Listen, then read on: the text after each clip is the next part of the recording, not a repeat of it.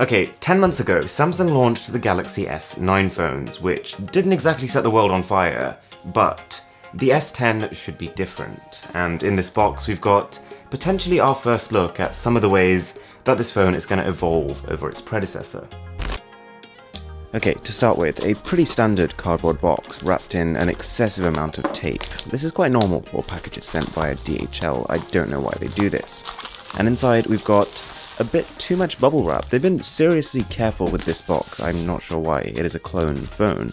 It also comes with a screen protector, but even though the S10 should have a super tall 19.5:9 aspect ratio, this is even too tall for that. The box looks pretty much bang on what we saw with the S9 Plus. Same rough dimensions, even the same fonts all the way through.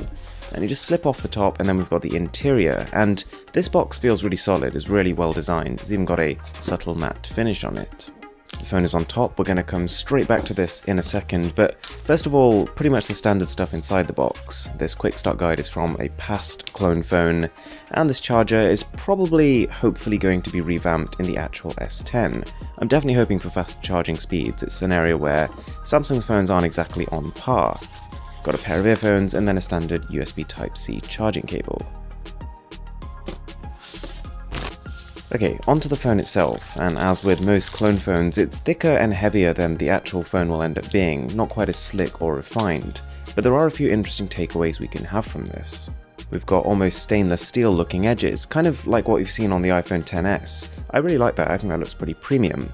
But also the colour, you've got this deep ocean blue, and alongside a green and potentially a pink too, this is one of the primary colours the S10 should launch in. It's also pretty likely that we'll see some sort of gradient finish on at least one of the models, given that Samsung has been now testing them on their more niche devices, and, well, everyone is doing them.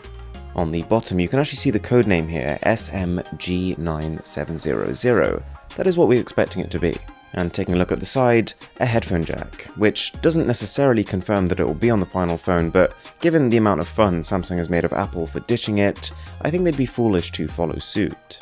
Okay, then we've got the cameras, and this should be quite a significant leap from the Galaxy S9 Plus.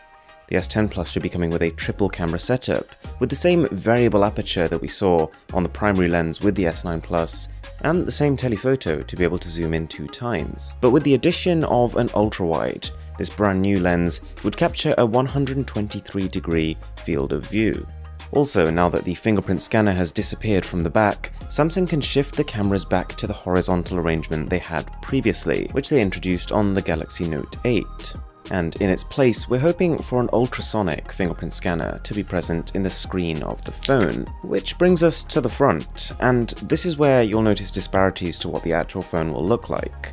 With the budgets of these clone phones, they can't quite reproduce the punch hole display that we should be seeing. But essentially with the S10, what you're probably going to get is a little cutout with either a single or a dual camera in a little pill shape in the top corner, kind of like this.